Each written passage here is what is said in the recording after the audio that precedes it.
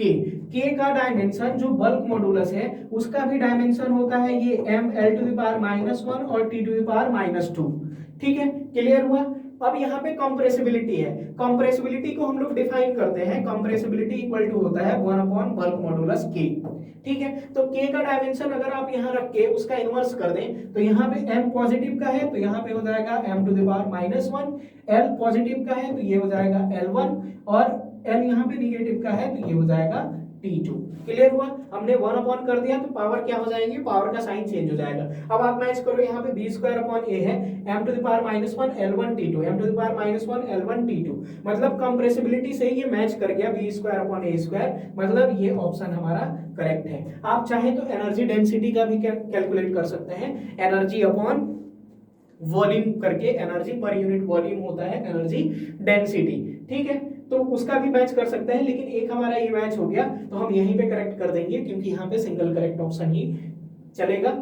ठीक है, आगे ऐसे ही यहाँ पे दिया हुआ है if mass is written as m equal to k c to the power p g to the power -12 h to the power 1/2 then the value of p will be.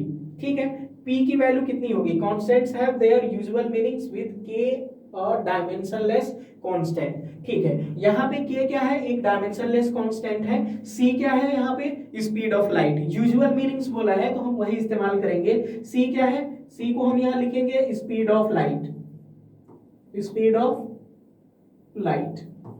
ठीक है, क्लियर।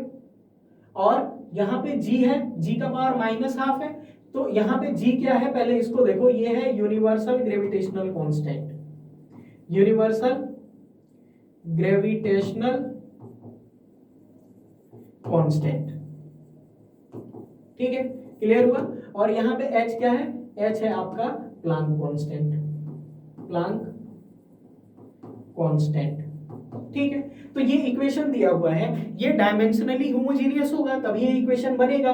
और हमें चेक करना है कि अगर ये dimensionally homogeneous है तो यहाँ c to the power p है, p की वैल्यू कितनी होगी ये हमको फाइंड आउट करना है। तो आइए चेक करते हैं। सबसे पहले हमको स्पीड ऑफ लाइट का डायमेंशन पता होना चाहिए, तो स्पीड ऑफ, ये स्पीड है चाहे वो लाइट हो या किसी का स्पीड हो, उसका डायमेंशन कितना होगा, l टू द पावर -1 ही होगा। अच्छा, यहाँ पे यूनिवर्सल ग्रेविटेशनल कांस्टेंट है, यहाँ से आप फाइंड आउट कर लो ग्रेविटेशन का, फोर्स इक्वल टू होता है g m1 m2 upon r square. इसका हमने पिछले क्लास में फाइंड आउट भी किया था, अगर आपको याद है तो डायरेक्ट इस्तेमाल कर सकते हैं, लेकिन जिनको याद नहीं है वो ऐसे फाइंड आउट कर सकते हैं। यहाँ फोर्स है, फोर्स का होता है ml t to the power -2, यहाँ हमको g का फाइंड आउट करना है, यहाँ पे हो जाएगा आपका ये m1 इंटू m1, मतलब हम इसको डायरेक्ट m2 लिख सकते हैं, और डिवाइडेड बाई r स्क्वायर है रेडियस, तो यहाँ पे l2 लिख सकते हैं। क्लियर हुआ।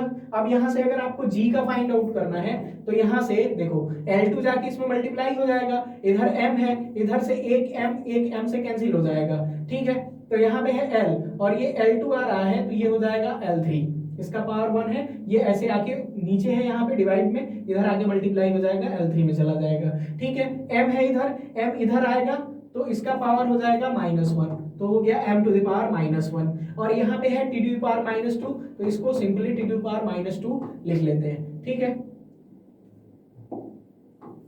तो ये है आपका ग्रेविटेशनल कांस्टेंट का डायमेंशन। ऐसे ही प्लांक कांस्टेंट का फाइंड आउट करना हमें, तो हमने पढ़ा था कि एनर्जी E इक्वल टू होता है h न्यू।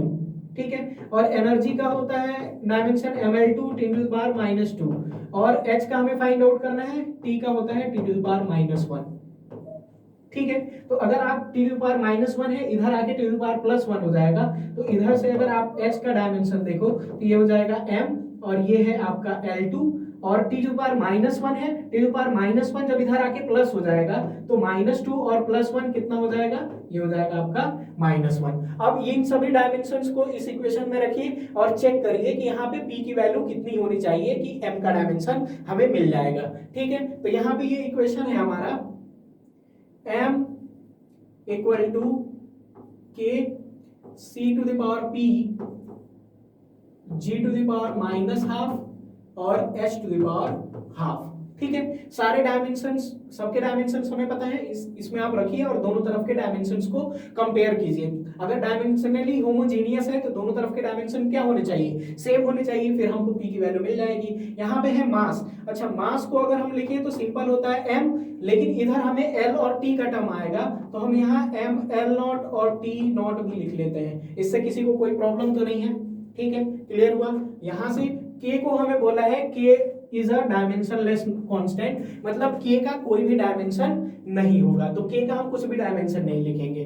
ठीक है, लेकिन हमें c का डायमेंशन पता है कितना, lt-1, ये है lt-1 और इसका पावर है आपका p।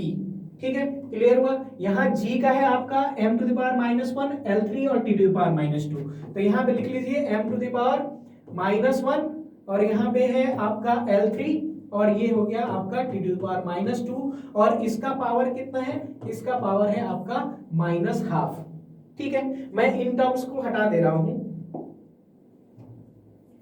आगे हमारा इक्वेशन थोड़ा बढ़ जाएगा। ठीक है, तो यहां से अगर हम लोग लिखते हैं, ये -½ था, ओह सॉरी, ठीक है, -½ है तो हम यहाँ पे लिखेंगे, उसके बाद है h का भी हम लोगों ने फाइंड आउट किया, ये है m l2 और t⁻⁻1 और इसका पावर कितना है, इसका पावर भी है ½ ठीक है। अब आप इसको सिंप्लीफाई कर लो और इधर हमें कंपेयर करना है, तो इधर है आपका m l0 t0 ठीक है, और इक्वल टू इधर से आप देखो यहाँ l का पावर हो जाएगा आपका p और यहाँ l का पावर है 3 और ये है -1/2, तो यहाँ पे हो जाएगा आपका -3/2 l का। पहले m का लिख लेते हैं, पहले m का लिख लो। ठीक है, तो यहाँ पे आपका m का पावर है -1 से मल्टीप्लाई करके यहाँ पे लिखो तो माइनस माइनस प्लस हो जाएगा, यहाँ पे हो जाएगा आपका ½ ठीक है। यहाँ पे m का पावर है कितना 1 और यहाँ पे है ½, तो सिंपली ½ है, मतलब यहाँ पे लिख देंगे 1/2।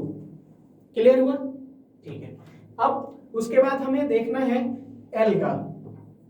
l का देखेंगे तो ये l का कितना है, यहाँ पे है 1, तो 1 इसमें p से मल्टीप्लाई करके लिखो तो सिंपली p हो जाएगा। यहाँ पे l का पावर है 3, यहाँ पे माइनस है तो यहाँ पे लिखेंगे -3/2, मल्टीप्लाई हो जाएगा, -3/2 पावर हो जाएगा, इसमें ऐड कर लेंगे। यहाँ पे है l/2, मल्टीप्लाई करेंगे 1/2 से, 2 से 2 कैंसिल हो जाएगा, यहाँ पे सिंपल बचेगा कितना 1। ठीक है, क्लियर हुआ। ऐसे ही हम t का भी लिख सकते हैं, t का लिख लो, t का पावर -1 है, यहाँ पे है p, तो यहाँ पे हो जाएगा -p, यहाँ पे है -2 और ये -1/2, 2 से 2 कैंसिल हो जाएगा, माइनस माइनस प्लस और यहाँ पे बच जाएगा केवल 1, 2 से 2 कैंसिल हो जाएगा और माइनस माइनस प्लस हो जाएगा। यहाँ पे t का पावर -½ है, 1/2 है, मल्टीप्लाई करेंगे तो -½ हो जाएगा। ठीक है, क्लियर हुआ। अब यहाँ से आप क्या करो, कंपेयर कर लो। ठीक है, कंपेयर कर लेंगे m का, l का और t का इंडिपेंडेंटली, तो हमको p की वैल्यू चाहिए, तो आप l का कंपेयर कर लो।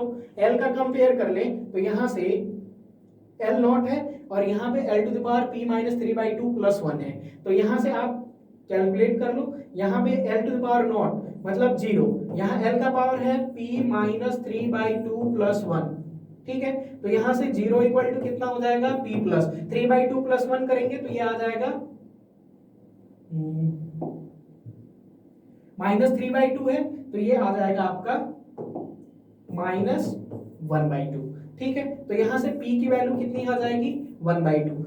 l का भी कंपेयर करके फाइंड आउट कर सकते हैं, ऐसे t का भी कंपेयर कर सकते हैं। यहाँ से p की वैल्यू आ रही है 1/2, यहाँ पे हम चेक कर लेंगे, ऑप्शन ए है आपका 1/2, ये करेक्ट हो जाएगा। t को भी कंपेयर कर सकते हैं, t का पावर 0 है, आप 0 लिख लो।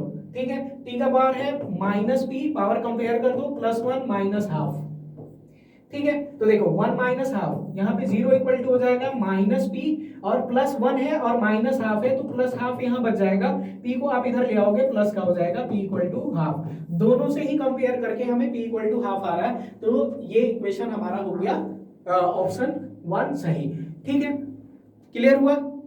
उम्मीद है आपको ये डायमेंशनल होमोजेनिटी समझ में आया, और इस तरह का कोई भी क्वेश्चन आएगा, ये देखिए हमने जेई के क्वेश्चंस किए हैं, नीट के क्वेश्चन इससे ज्यादा टफ तो नहीं होंगे। तो अगर आप ये क्वेश्चंस कर लेते हैं, तो अगर आपको नीट का क्वेश्चन मिलता है तो आपके लिए आसान हो जाएगा। स्लाइड में मैंने और भी बहुत सारे क्वेश्चंस लगा रखे हैं, ये आप प्रैक्टिस करिए, और इसमें जो भी डाउट आएगा आप कमेंट सेक्शन में पूछ सकते हैं। तो आज का लेक्चर हम यहीं पे खत्म करते हैं। इसको सॉल्व कीजिए, लगातार प्रैक्टिस करते रहिए, क्वेश्चंस डाउट जो है वो कमेंट बॉक्स में डालते रहिए, ताकि हम उसका फ्रिक्वेंटली आपको डाउट क्लियर करते रहें। ठीक है, तो आज का लेक्चर यहीं पे खत्म करते हैं। धन्यवाद।